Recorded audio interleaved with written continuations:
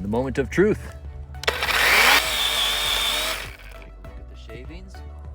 Pretty good, pretty good. Today we are going to be sharpening our electric brushless 12-inch DEWALT chainsaw using this Stihl manual sharpener.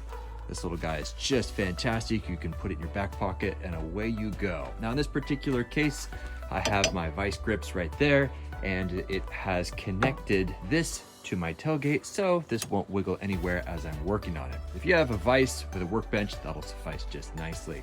All right, as for the actual size that I got, you can see I got the 1/4 inch to 3/8 inch P, and that works for pretty much all of, as of the making of this video, all of the chains for the DEWALT.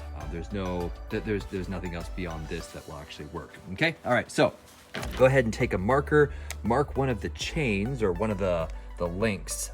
Typically you can see where the locking link is, but it's much quicker if you just mark one on theirs, just so that you know where you're starting and where you are ending. Angle right there, so we want 30-degree angles, so you're going to align it so you can see that line. You can align it with the bar, and you're going to be stroking in one direction. So every other link is what we are going to be sharpening, and then we're going to rotate the whole thing around, and then we're going to sharpen in the other direction. So first of all, go ahead and line it up 30 degrees like so, and we're going to take it like this. And of course you do want two hands on here to actually be grabbing the bar, but in this particular case I'm just filming it. But you're going to want to stroke right along here, and you're going to count the number of strokes. Typically 2 or 3 strokes suffices just nicely, like so. You're going to put a little bit more oomph into it instead of what I'm doing right here, but I'm just demonstrating. And then you're going to continue, skip one, and then go to the other, and then count that exact amount of strokes for the next one, so that you have consistently sharp little bits right there. And then, as mentioned before, rotate the whole thing around, and then follow that same 30 degrees and stroking in one direction. And at that point, you pretty much have a sharpened chain. You're ready to go.